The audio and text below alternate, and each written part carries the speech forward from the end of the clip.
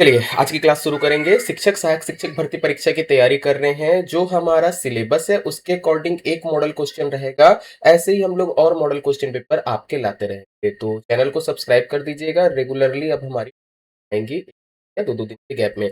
आप अगर सिलेबस अभी तक नहीं देखे, तो क्या आपका सिलेबस रहने वाला है। सिलेबस के अंदर अगर बात करेंगे, 15 नंबर का आपका हिंदी आएगा। इसके अलावा आपका 10 नंबर का इंग्लिश आएगा।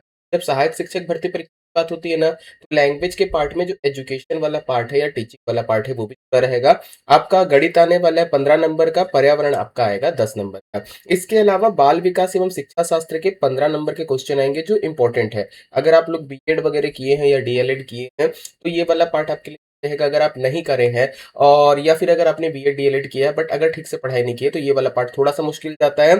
सामान्य मानसिक योग्यता मतलब रीजनिंग 15 नंबर का रहेगा।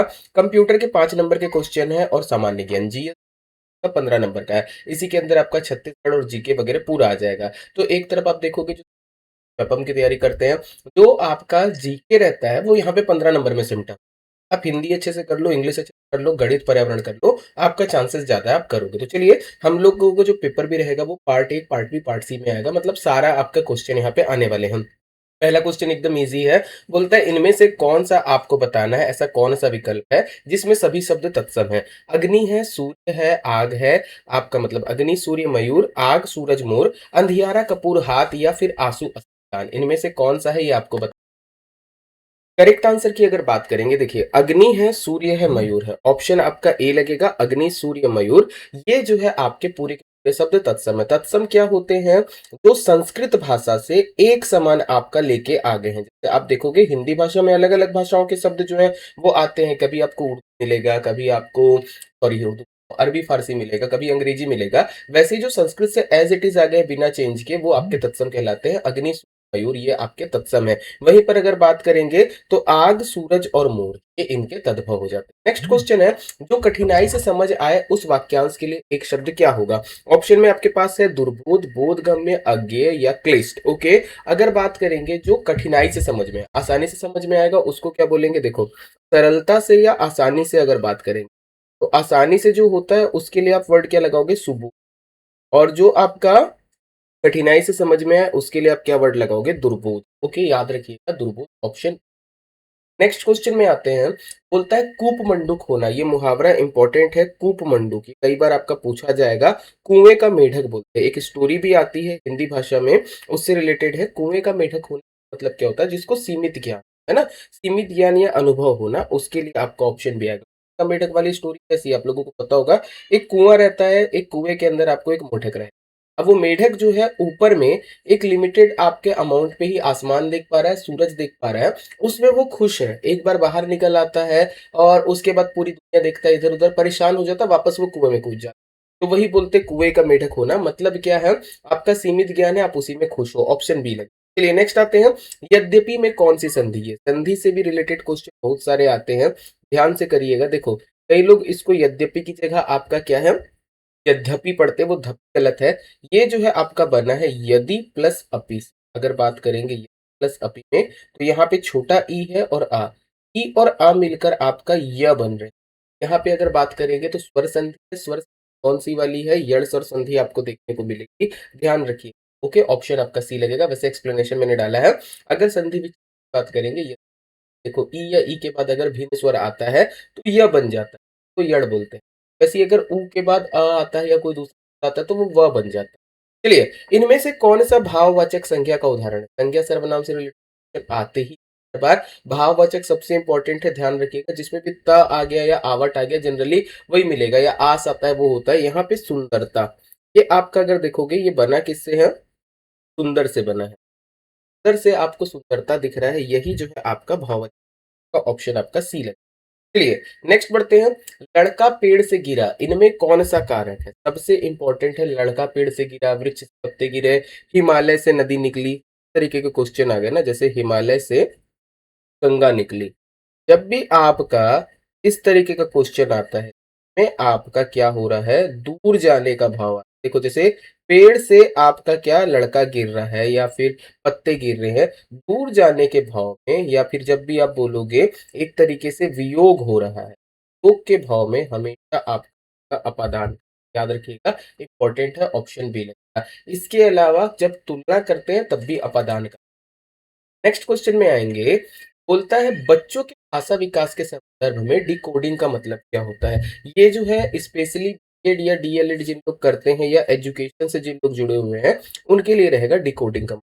ओके, अगर आप किसी और एग्जाम की तैयारी कर रहे हो, वीडियो देख रहे हो, वाला क्वेश्चन आप स्किप कर सकते हो। डिकोडिंग मतलब क्या होता है, लिखित संकेत या प्रतीकों को ध्वनि में बदलना या उनका अर्थ समझना। जैसे देखिएगा, अभी क्वेश्चन मेरा हिंदी में हुआ है, कुछ शब्द मैंने यूज किया है, ये डिकोडिंग ही है ना। जैसे कि इसका मतलब क्या है, ब, आधा चा, आधा चा, ये हम लोग जब बच्चों को पढ़ाते हैं तो सिखाते हैं।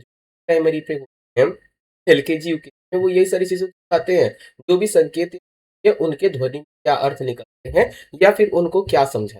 तो ऑप्शन आप ए लगा सकते हैं यहाँ। चलिए नेक्स्ट क्वेश्चन में आते हैं। समावेशी कक्षा में आपको बताना है शिक्षक की मुख्य भूमिका क्या होती है। समावेशी भाषा शिक्षा में शिक्षक की मुख्य भूमिका क्या होनी चाहिए। ऑप्शन है, मानक भाषा पर ही जोर देना चाहिए और मात्र करना चाहिए। मतलब सपोज आप एक इंग्लिश मीडियम स्कूल में पढ़ा रहे हैं, ओके, अब वहां पे कोई बच्चा जो है वो हिंदी में बात कर रहा है, तो आपका काम क्या होना चाहिए कि उसकी हिंदी को मना कर दो, नहीं, आप मत बोलोगे, केवल इंग्लिश बोलोगे।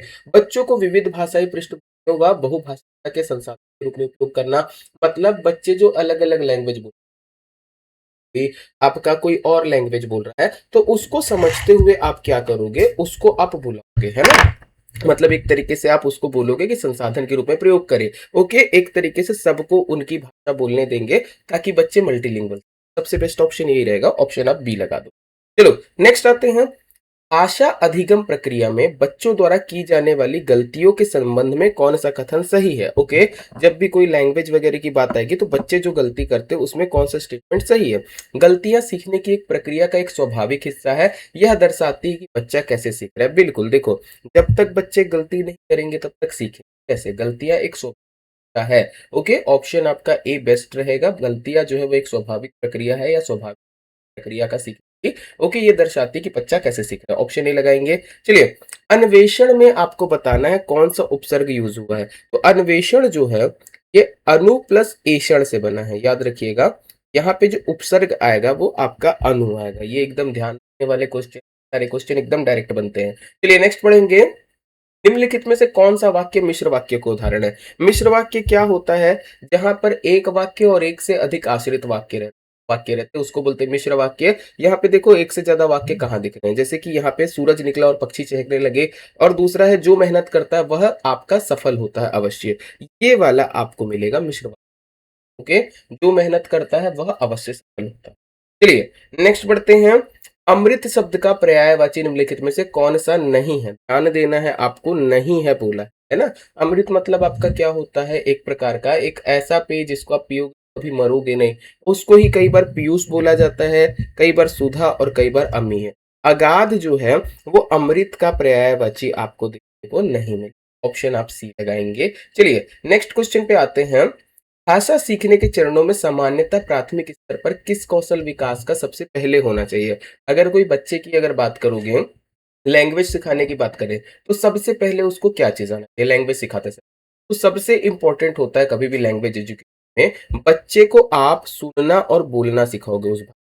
पढ़ना लिखना उसके बाद की बात। जैसे हम लोग भी देखो, जब छोटा बच्चा कोई रहता है सबसे पहले वो सुनता है, सुनने के बाद उस चीज को बोलने का ट्राई करता है, उसके बाद ही तो कहीं पे वो लिखना या बाकी पढ़ना शुरू करेगा ना।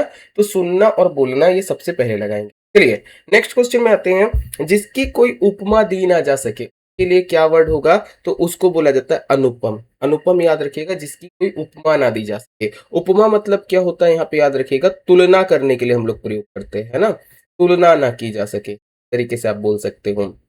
जैसे कि आपका कोई एक ऐसा वर्ड, जैसे मान लो मैं बोल रहा हूँ कि बड़ा पहाड़, हिमालय जैसे।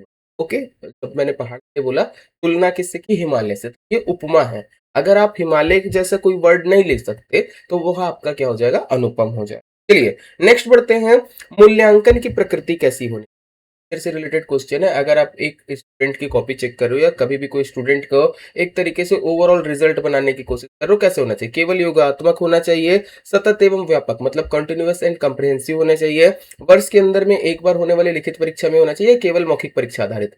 देखो, बोलने में बड़ा अजीब सा लगता है बट इसमें जो है आपका कंटिन्यूअस एंड कंप्रिहेंसिव होनी चाहिए, मतलब सतत एवं व्यापक, रेगुलर आपके बेसिस पे उनको आपको मूल्यांकन करना पड़ेगा। ऐसा नहीं कि बच्चे ने साल के एंड में क्या किया या शुरुआत में क्या किया, ओवरऑल ईयर वो थ्रू आउट द ईयर कैसा रहा है उसके आधार पे आप मूल्यांकन करते हो। तो ऑप्शन आपका बी सही। चलो नेक्स्ट पार्ट की तरफ बढ़ेंगे। आपका नेक्स्ट पार्ट आपका इंग्लिश रहेगा, कॉम्प्रिहेंशन इन पेडागोगी है, इसमें पेडागोगी के क्वेश्चन आएंगे और आपके कॉम्प्रिहेंशन करेंगे। चलिए, विच of the following is the primary principle of language teaching in primary classroom. Okay, primary classroom में आपको बताना लैंग्वेज टीचिंग का सबसे मेन प्राइमरी प्रिंसिपल क्या है। ऑप्शंस क्या क्या दिए हैं। Rote memorization of grammar rule, सबसे पहले बच्चे लोगों को ग्रामर का रूल बता दो और उनको वही याद करने बोलो। Natural exposure and meaningful communication through listening and speaking. Okay, पहले सारी चीजें छोड़ दो, आपका मीनिंगफुल कम्युनिकेशन सुनकर और बोलकर ये सिखाना है। Immediate correction of every spoken error by the teacher. Okay, student अगर कोई भी चीज गलत बोल रहा है तो उसको तुरंत करेक्ट करना है। या फिर exclusive focus on written translation, लिखने पे और ट्रांसलेट करने पे करना है। सबसे पहले अगर प्राइमरी की बात करेंगे तो natural exposure and meaningful communication through आपका लिसनिंग एंड स्पीकिंग ये आपका होना चाहिए, ये सबसे इंपॉर्टेंट है, स्टार्टिंग यही से होती है। चलिए नेक्स्ट बढ़ेंगे। What does phoenix primarily deal with in early language literacy. अभी हमारे टाइम पे नहीं था बट आजकल छोटे छोटे स्कूल्स में फोनिक्स हो। फोनिक्स में क्या होता है ना बच्चे लोगों के साथ कि कुछ वर्ड रहेंगे उनका प्रोनाउंसिएशन कैसे हो रहा है, कैसे उसका उच्चारण हो रहा है वो देखा जाता है। तो इसका करेक्ट आंसर होगा द रिलेशनशिप बिटवीन लेटर्स या फिर ग्रामेफिन्स एंड साउंड ऑफ या फिनोम, मतलब जो लेटर लिखे हैं वो कैसे बोले जाएंगे, जैसे एनी को आप ने कब बोलोगे, नी कब बोलोगे, है ना, ये सारी चीजें वहां पे सिखाई जाती है, ये फोनिक्स पे आपको देखने को मिलेगा। चलो नेक्स्ट आते हैं। In a diverse multilingual classroom how should a teacher treat the mother tongue home language children. Okay, फिर से वही बात आ रही है कि एक मल्टीलिंगुअल क्लासरूम है जिसमें अलग अलग भाषा के बच्चे बैठते हैं। एक टीचर को कोई बच्चा अगर मदर टंग में जवाब दे रहा है या होम लैंग्वेज पे जवाब दे रहा है, मतलब मान लीजिए वही है आप इंग्लिश मीडियम स्कूल में हो, हिंदी मीडियम स्कूल में और बच्चा छत्तीसगढ़ी में आंसर दे, तो आप क्या करोगे। Punish the children for using it, लड़के को आप पनिशमेंट दोगे, नहीं करना चाहिए। Completely ignore and maintain discipline, वो क्या बोल रहा है इग्नोर करो, है ना, और डिसिप्लिन पे ध्यान दो। Accept and respect it's valuable resource for bridging to new learning. Okay, उसको आप एक्सेप्ट करोगे और उसके भी जो रिसोर्सेज है जैसे भी वो सीखने की कोशिश कर रहा है उसको आप एक तरीके से रिस्पेक्ट दोगे। या replace it with strictly English. Okay, मतलब कि पहले ही दिन आप मना कर दोगे नहीं बोलना है, सिर्फ इंग्लिश में। सबसे बेटर तरीका क्या है, ऑप्शन सी। देखो बहुत सारे स्कूल में ऑप्शन डी चलता है कि आप सिर्फ इंग्लिश बोलोगे बट ऐसे में गड़बड़ हो सकती है। तो बेटर क्या है, आप ऑप्शन सी के साथ जाओ, उसको धीरे धीरे धीरे धीरे लैंग्वेज सीखने में हेल्प करो। चलिए नेक्स्ट बढ़ते हैं। Remedial teaching is primarily designed for, remedial teaching किसके लिए डिजाइन की गई है। देखो रेमेडियल मतलब ही आपका होता है उपचार करना, है ना। आपका ये जो रेमेडियल टीचिंग है ये एक्चुअल में ऐसे बच्चे लोगों के लिए आई थी जो थोड़े से वीक हैं, है ना। कभी भी आप स्कूल पे अगर देखोगे तो ऐसे बच्चे, यहाँ पे मेरा हाथ है, ऐसे बच्चे जिनको ज्यादा अच्छे से नहीं आता है, थोड़ा वीक होता है, उनको स्कूल के बाद एक्स्ट्रा टाइम पे या फ्री पीरियड पे यहाँ पे सिखाया जाता है। सही आंसर क्या रहेगा, identifying and overcoming specific learning difficulties and gaps of the individual. सकता है इसमें रेमेडियल में आपकी क्लास के सारे बच्चे नहीं बैठे, कुछ 10 बच्चे बैठे या कुछ 2 बच्चे या 4 बच्चे बैठे, उनको जो दिक्कत आ रही है आप उन पे काम करेंगे। चलिए नेक्स्ट पढ़ते हैं। Identify the current passive voice of, आपको लिखा हुआ the teacher is explaining the difficult lesson. देखो यहाँ पे सबसे पहले वॉइस के लिए आपको टेंस से समझ, the teacher is explaining the difficult lesson है, ये आपका क्या है, प्रेजेंट कॉन्टिन्यूअस टेंस है। अब जब भी कॉन्टिन्यूअस टेंस की बात आएगी ना, याद रखिएगा जब भी पैसिव वॉइस होता है इसमें आपका इज बीइंग जरूर लगेगा, ठीक है। आपको बस वो खोजना है, शुरुआत आप करोगे ऑब्जेक्ट से, तो the difficult lesson is being, explain है तो थर्ड फॉर्म हो जाएगा explained by the teacher, option आपका बी। वैसे अगर लगेगा तो टेंस का बताइएगा, एक स्ट्रक्चर फॉर्म होता है, मैं उसके पूरे रूल बता दूंगा, लगभग आपका एक क्लास में टेंस पूरा अच्छे से कवर अप हो जाए, फिर आपका टेंस नहीं छूटेगा। कमेंट कर देना अगर चाहिए होगा। नेक्स्ट आते हैं, आपको बताना है choose the current antonym of abundant. Abundant मतलब क्या होता है, जो बहुत सारा अवेलेबल है ना, इसका अपोजिट क्या हो जाएगा, स्कैनिटी। स्कैनिटी मतलब क्या, जो कम मात्रा में आपका अवेलेबल हो, उसके लिए हम लोग वर्ड क्या यूज करेंगे, स्कैनिटी। अबंडेंट मीन्स एग्जिस्ट और available in large quantity, and in exact antonym क्या हो जाएगा आपका, स्कैनिटी। चलिए नेक्स्ट पढ़ते हैं। Which of the following skills are categorized as receptive skill in language learning. Language learning में रिसेप्टिव स्किल क्या होती है? तो रिसेप्टिव मतलब जब आप एक तरीके से उसको एब्जॉर्ब कर रहे हो, सुन रहे हो या समझ रहे हो, तो लिसनिंग एंड रीडिंग, ये आपकी दो रिसेप्टिव लैंग्वेज लर्निंग में। ये भी बीएड वाले ही अच्छे से करते होंगे तो उनको आइडिया होगा। चलिए नेक्स्ट बढ़ते हैं। Fill in the blanks with the correct preposition. He is proficient dash mathematics and logical reasoning. Okay, जब भी प्रोफिशिएंट की बात आएगी आपको जनरली वर्ड जो है इसमें लगाना रहेगा इन। तो ऑप्शन क्या हो जाएगा? He is proficient in mathematics and logical. Option आपका बी लगेगा। चलिए नेक्स्ट क्वेश्चन आते हैं। What is the role of grammar in learning a language at the elementary school level. Okay, grammar का काम क्या होता है एलिमेंट्री स्कूल लेवल पे बच्चों को लैंग्वेज सिखाने के लिए? तो ग्रामर यहाँ पे क्या करती है? It should be learn implicitly and functionally through contextual communication rather than the abstract rule. Okay, abstract rule के अलावा और भी चीजों में ये हेल्प करता है। ऑप्शन बी है, ध्यान।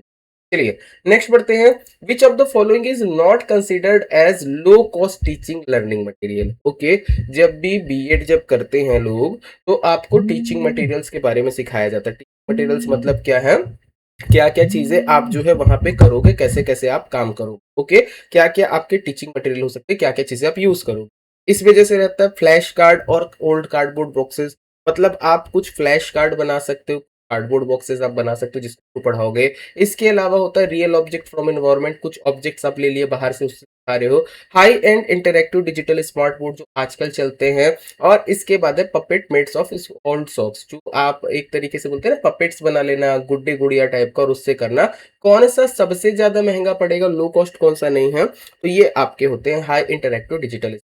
इनका जो है कॉस्ट लाख तक में जाता है, उतने में तो आप हजारों पपेट्स वगैरह बना लो। तो ऑप्शन आपका सी रहेगा जो महंगा है। चलिए नेक्स्ट आते हैं।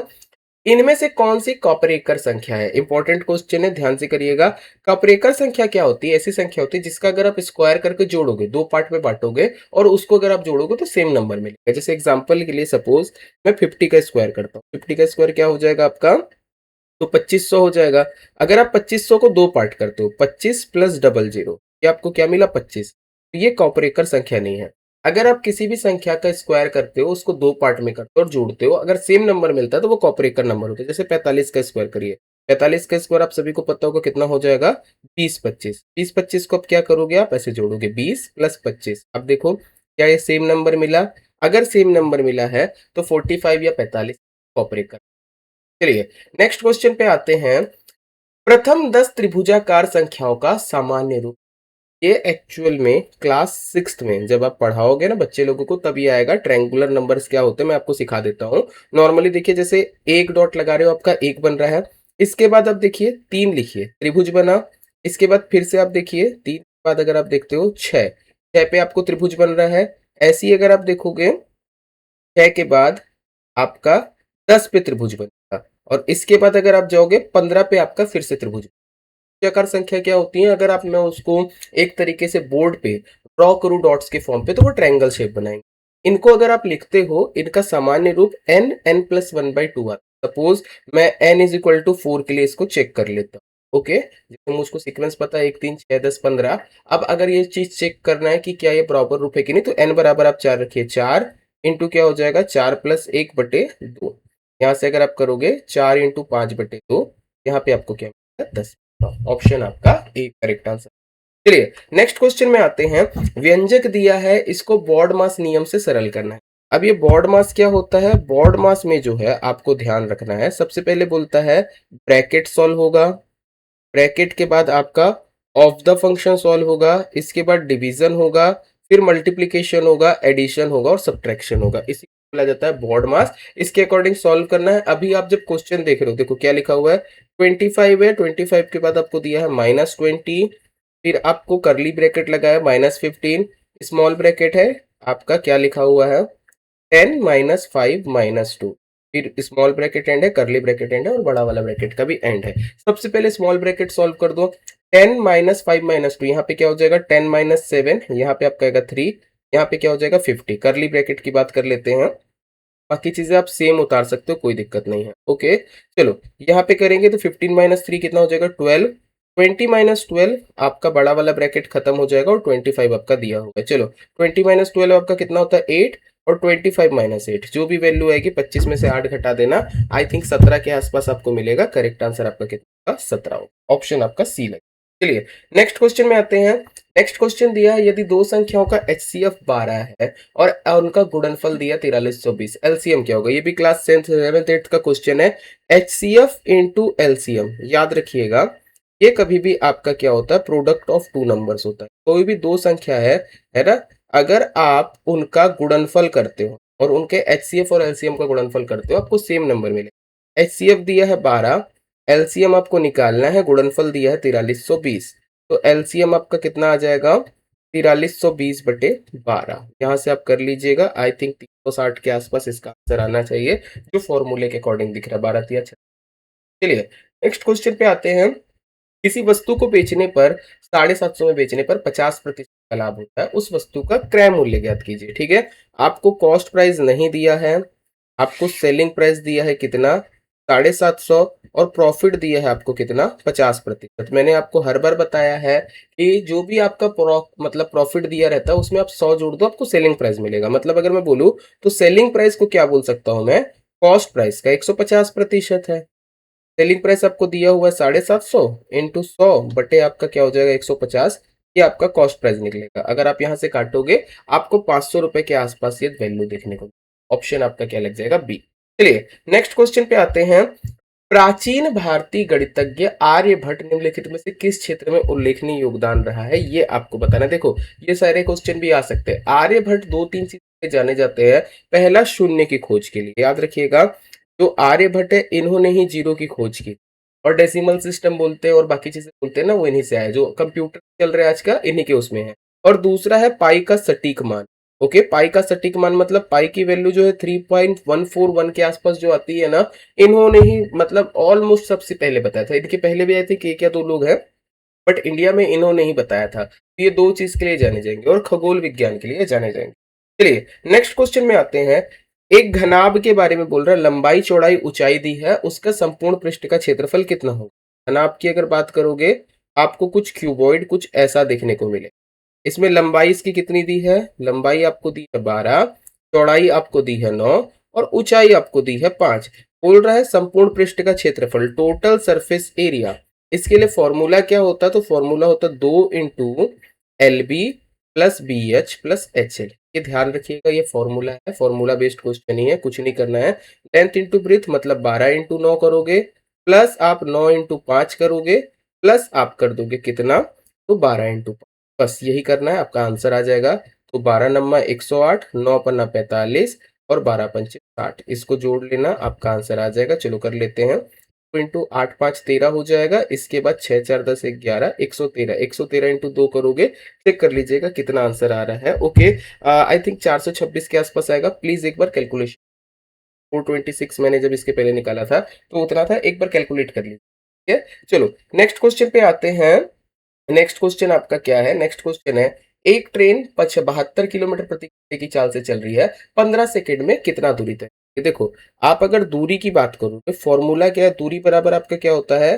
चाल गुणा समय। जितनी चाल है और जितना समय चला वो आपका दूरी बताएगा। बट प्रॉब्लम क्या है, यहाँ पे चाल आपका किलोमीटर पर आवर में दिया है और टाइम आपका सेकंड में दिया है। तो आप क्या करेंगे, जो आपका दूरी या चाल है उसमें से किसी एक चीज को चेंज करेंगे। तो मैं चाल को चेंज कर लेता हूँ। 72 किलोमीटर प्रति घंटा है, 5/18 से करूंगा मल्टीप्लाई, तो ये मीटर पर सेकंड में हो जाएगा, और समय हमारे पास है 15 सेकंड। चलिए काट लेना, 8 1 कम 18 कम 18, 18 चौको 72, और यहाँ से अगर आप करोगे 5 चौको 20, 20 इंटू 5, यहाँ पे कितना आ जाएगा आपका? 300 मीटर। 100 मीटर जो है वो ट्रेन आपका डिस्टेंस तय करेगी। ऑप्शन बी लगेगा। नेक्स्ट क्वेश्चन पे आएंगे। दशमलव भिन्न को साधारण भिन्न के सरलतम रूप में बदलिए। देखिए दिया वैल्यू 0.035, इसको डेसिमल को आपको सिंपल फॉर्म में चेंज करना है, ज्यादा डिफिकल्ट नहीं है। 35 लिखेंगे। अब देखिए डेसिमल के बाद कितने डिजिट है? 3 डिजिट है, तो एक के बाद आप 3 डिजिट लगा, 35/1000 हो जाएगा। इसको काट लो आप, जो भी नंबर से आपका कटता है, 5 से कट जाएगा, 5 7 35 होता है, और 5 20 100, 200 हो जाएगा। 7/200 ये हम लोगों का करेक्ट आंसर, ऑप्शन ए आपको मिले। चलिए नेक्स्ट क्वेश्चन में आते हैं। यदि किसी आंकड़े का माध्य आपको 20, बहुलक दिया है 30, तो माध्यिका क्या होगी? यहाँ पे ना एक फॉर्मूला होता है, ये फॉर्मूला आप ध्यान रखिएगा, स्टैटिस्टिक्स वाले बनाते हैं। बहुलक बराबर आपका 3 इंटू माध्यिका, ठीक है, माइनस 2 इंटू माध्य, ठीक है, ये ध्यान रखिएगा, इससे ही आपका बनेगा। आपको माध्य दिया है, बहुलक दिया है, बहुलक की वैल्यू आपको 30 दी है। 3 माध्यिका, मैं से लिख देता हूँ, 3 इंटू माध्यिका माइनस आपका 2 इंटू क्या हो जाएगा, माध्य की वैल्यू दिया 24। या आप बोलोगे 30 बराबर 3 इंटू माध्यिका, मैं माध्यिका को ऐसे लिख देता हूँ माइनस 48। या फिर अगर बोलोगे 3 इंटू माध्यिका बराबर आपका क्या हो जाएगा, 48 प्लस 30 78। तो माध्यिका आपकी कितनी हो जाएगी, तो आप यहाँ से चेक कर लीजिएगा, 78/3। ओके, किसी नंबर से अगर कट रहा होगा तो काट लीजिएगा, 3 दूनी 6, 3 6 18। माध्यिका आपकी कितनी, 26 या 26। ऑप्शन आपका क्या लग जाएगा, ऑप्शन आपका बी लग जाएगा। चलिए नेक्स्ट क्वेश्चन पे आते हैं। गणित शिक्षण में अमूर्तीकरण या एब्स्ट्रैक्शन क्या होता है। तो जब भी कोई गणित का टीचर होता है, वो अपने अनुभव के आधार पे गणित के नियमों को समझाने, तो उसी को एब्स्ट्रैक्शन बोलते हैं। तो मूर्त वस्तुओं और अनुभव के आधार पर सामान्य नियमों व गणितीय अवधारणाओं को मानसिक रूप से समझना, यही आपका क्या एब्स्ट्रैक्शन। चलिए नेक्स्ट क्वेश्चन में आते हैं। पैटर्न पहचानना प्राथमिक स्तर पर गणितीय पाठ्यक्रम का महत्वपूर्ण हिस्सा क्यों है। देखिए, जो आपकी एनसीईआरटी की बुक्स वगैरह चलती है ना, उसमें क्लास 6 के बच्चों को नंबर्स के बहुत सारे पैटर्न्स, स्क्वायर नंबर क्या है, रेक्टेंगुलर नंबर क्या है, ट्रायंगुलर नंबर क्या है, ओके, हेक्सागोनल नंबर तक क्या है, ये सारी चीजें। तो ये पैटर्न सिखाने से क्या होता है, तो बच्चों में ना तार्किक संबंध खोजना, ये सारा चीज आपका विकसित होती है।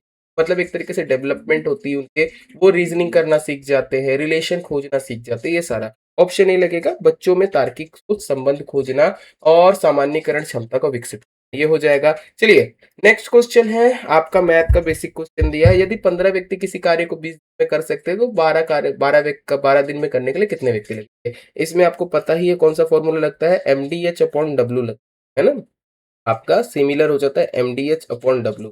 जहाँ पे M क्या है, मैन है, T क्या है आपका, डे है, और H क्या है, वर्किंग आवर। और W1 W2 अगर काम अलग है, अभी काम सेम है, वर्किंग आवर नहीं दिया है, तो हम लोग क्या लगाएंगे, M1D1 इज इक्वल टू आपका M2D।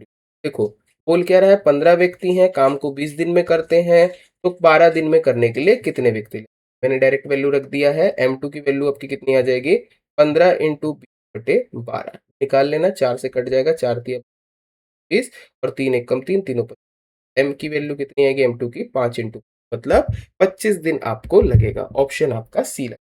चलिए नेक्स्ट क्वेश्चन में आते हैं। ये वाला क्वेश्चन बेसिक है, बहुत प्यारा है, छोटी छोटी क्लास में, क्लास 3 क्लास 4 से आई थिंक शुरू हो जाता है। स्थानीय मान और जातीय मान का अंतर बताइए। 4 के लिए है। स्थानीय मान आपका क्या हो जाएगा, तो जो भी नंबर लिखा है वो नंबर लिखो, और उसके बाद जितने नंबर उसको जीरो, ये 4000। और जाति मान आपका जो नंबर है वही होता है, तो 4000 माइनस 4 करेंगे, आपको कितना मिलेगा, 3996। ये आपका हो जाएगा स्थानीय मान और जाति मान का अंतर, एकदम बेसिक है, इस पे गलती करेगा। ये जब भी क्वेश्चन आएगा, मेरे को पता है आप लोग इसको आराम से बना। चलिए नेक्स्ट क्वेश्चन पे आते हैं।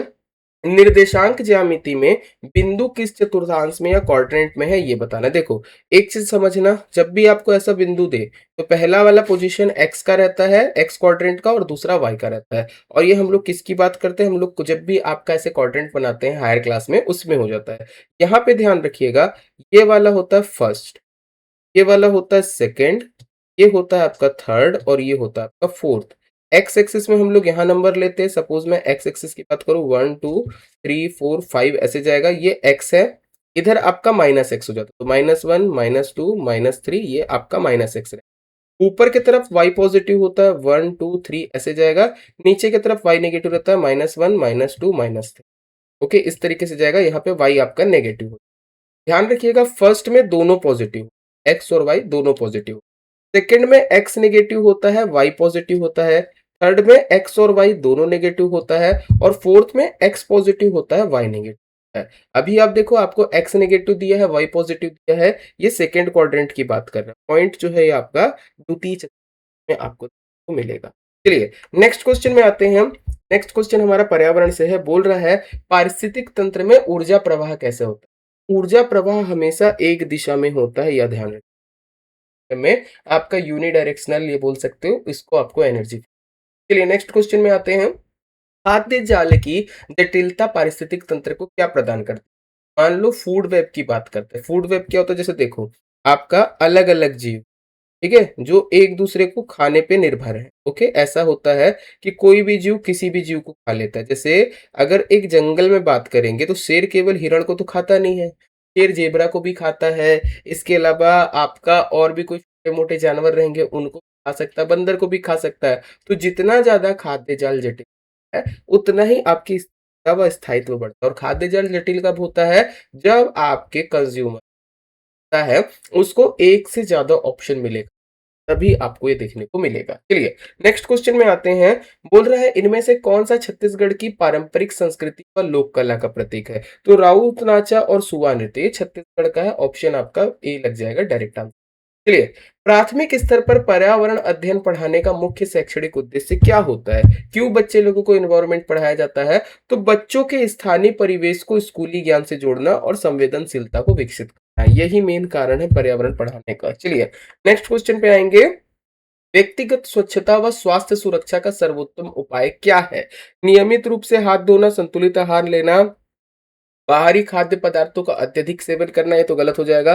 शारीरिक श्रम से बचना भी नहीं हो सकता, टीकाकरण की उपेक्षा करना भी नहीं हो सकता। सबसे बेहतरीन आंसर होगा इसमें क्या? व्यक्तिगत रूप से मतलब स्वच्छता के लिए नियमित रूप से हाथ धोना व संतुलित आहार। चलो, नेक्स्ट क्वेश्चन में आएँगे। सतत विकास के बुनियादी विचार में क्या शामिल होता है? सतत विकास की जब हम लोग बात करते हैं, ये यूएनडीपी बताता है ना? हम लोग कैसे सस्टेनेबल डेवलपमेंट ये चीज़ों में क्या आता है?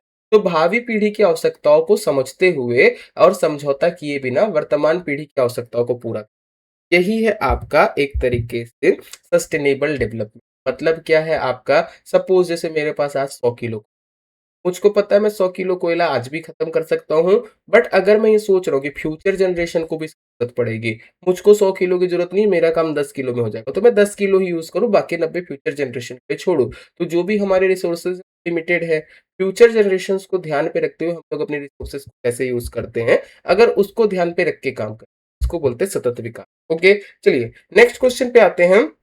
प्राथमिक कक्षाओं में बच्चों द्वारा बनाए गए चित्रों और नक्शों की पढ़ने की क्षमता का आकलन करने का मुख्य उद्देश्य क्या है? क्यों हम लोग प्राइमरीज़ में बच्चों को बोलते हैं कि चलो आप ड्राइंग करो या मैप बनाओ और आप उसको पढ़ पा रहे हो कि नहीं पढ़ पा रहे हो, वो देखते हैं। इसका मेन उद्देश्य क्या होता है, मेन मोटिव क्या होता है? तो उनमें स्थानिक समझ व दिशा ज्ञान का विकास।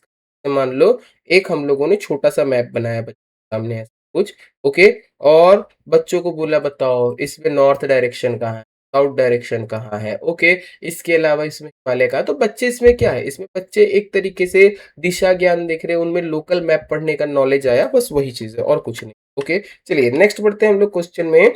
पर्यावरण अध्ययन क्षेत्र में क्षेत्र भ्रमण का शैक्षणिक महत्व क्या है? ओके, जब भी बच्चे लोगों को आप एनवायरनमेंट पढ़ा रहे हो तो कभी-कभी हो सकता है आप अपना एरिया घुमाएँ। चलो यहाँ ये देख लेते हैं, वहाँ ये देख लेते हैं। ये क्यों करवाते हैं? इससे क्या होता है बच्चे लोगों को प्रत्यक्ष अनुभव, अवलोकन व वास्तविक दुनिया की समझ।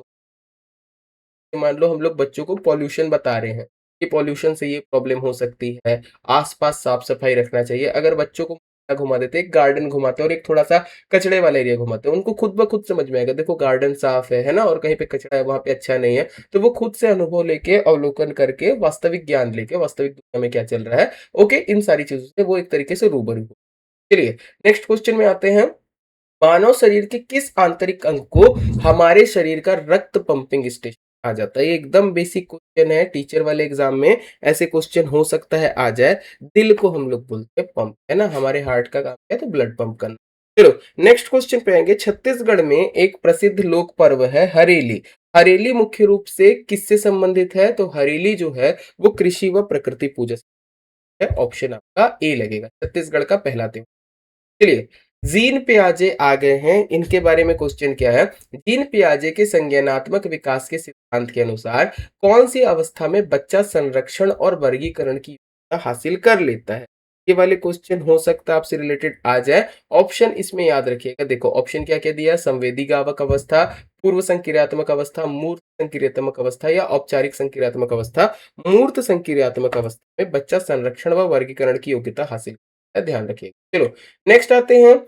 लेवाइत्स्की के आपके सामाजिक सांस्कृतिक में समीपस्थ विकास क्षेत्र या जेडपीडी से इंगित। यहाँ पे ऑप्शन क्या है? वह ज्ञान जो बच्चा बिना किसी सहायता के कभी नहीं सीखता, था। बच्चे के वास्तविक विकास स्तर व वयस्क योग्य सहकर्मी के मार्गदर्शन से प्राप्त होने वाले संभावित विकास के स्तर के बीच का अंतर, कक्षा में शिक्षक द्वारा दी जाने वाली सजा या बच्चों में शारीरिक। इसमें करेक्ट आंसर क्या होगा? जेडपीटी किस करता है? बच्चे के वास्तविक विकास स्तर व वयस्क या योग्य सहकर्मी के मार्गदर्शन से प्राप्त होने वाले संभावित विकास के स्तर के बीच का अंतर। मतलब मान लो बच्चे को भी क्लास 5th के आसपास का नॉलेज है, बट अगर वो अपने किसी साथ रहता है, सहकर्मी के साथ रहता है जिसको क्लास 10th का नॉलेज है और वो कैप्चर कर सकता है, वही आपका बताएगा जेडपीडी। चलिए नेक्स्ट आते हैं। लॉरेंस कोहलबर्ग के नैतिक विकास के सिद्धांत के अनुसार कौन सा स्तर परंपरागत नैतिकता के अंतर्गत आता है? आज्ञाकारिता व दंड अभिविन्यास, अच्छा लड़का अच्छी लड़की अभिविन्यास, सार्वभौमिक नीतिपरक सिद्धांत अभिविन्यास या सामाजिक अनुबंध अभिविन्यास। करेक्ट आंसर की अगर बात करेंगे, यहाँ पे अच्छा लड़का अच्छा लड़की अभिविन्यास या। चलिए नेक्स्ट आते हैं। बुद्धि के बहुआयामी बुद्धि सिद्धांत का प्रतिपादन किसने किया था? अल्फ्रेड बी ने, चार्ल्स स्पिरेमैन, हार्वर्ड गार्डनर या जीन पियाजे। करेक्ट आंसर की बात करेंगे, हार्वर्ड गार्डनर है इसमें, ऑप्शन आपका सी लगे। चलो नेक्स्ट बढ़ते हैं। समावेशी शिक्षा का मूल दर्शन क्या है? तो समावेशी शिक्षा के मूल दर्शन की बात करेंगे तो सामान्य विद्यालयों में बिना किसी भेदभाव के सभी बच्चों के साथ, आप देखोगे भेदभाव, सभी बच्चों को एक साथ शिक्षा ये मिलेगा। तो ऑप्शन बी इसमें का आंसर लगे। चलिए नेक्स्ट क्वेश्चन आ जाते हैं। सीखने के आकलन और सीखने के लिए आकलन के बीच के अंतर क्या है? यहाँ पे करेक्ट आंसर आएगा। तो देखो सीखने के आकलन की अगर बात करेंगे, ये योगात्मक उपलब्धि रखता है, जबकि दूसरा रचनात्मक है, ये ध्यान रखें। चलो नेक्स्ट क्वेश्चन आएंगे। बच्चों में व्यक्तित्व विभिन्नताओं के लिए मुख्य रूप से कौन सा कारक उत्तरदायी है? यहाँ पे करेक्ट आंसर आपका हो जाएगा ऑप्शन सी, अनुवांशिकी और पर्यावरण। ये दोनों व्यक्तिगत विभिन्नताओं के लिए मुख्य रूप, ठीक है। पहला अनुवांशिकी क्या है और पर्यावरण उसको कैसा मिले। नेक्स्ट क्वेश्चन करते हैं। सृजनात्मक की मुख्य विशेषता निम्नलिखित में से कौन सी है? अपसारी चिंतन, अभिसारी चिंतन, अनुकरण करने की प्रवृत्ति या रटने की क्षमता। यहाँ पे अपसारी चिंतन, ऑप्शन ए आपका आंसर आएगा। ओके, आज की वीडियो यहीं पे कवर अप करेंगे। और भी बहुत सारे क्वेश्चन है। इसका पीडीएफ जो है मैं जनरली टेलीग्राम पे नहीं डालता हूँ, बट हमारे टेलीग्राम चैनल पे इसका पीडीएफ डलेगा। जैसे ये वीडियो आएगा, मान के चलिए मैं अभी रिकॉर्ड कर रहा हूँ, मॉर्निंग पे ये वीडियो आपका डल जाएगा। तो जैसे आपको वीडियो मिलेगा, उसके बाद ये वाला जो पीडीएफ है आपको घर तक टेलीग्राम में हमारे चैनल में जाएगा। तो टेलीग्राम चैनल का भी लिंक रहेगा वीडियो के डिस्क्रिप्शन में, वहां से जा सकते हैं। लाइक करिएगा, कमेंट करिएगा, बताइएगा वीडियो कैसा लगा। और भी अगर इससे रिलेटेड और वीडियोस चाहिए रहेंगे तो उसको आप मुझको कमेंट करके कौन सा टॉपिक आपको पढ़ना है। चलिए आज की वीडियो यहीं पे कवर अप करेंगे।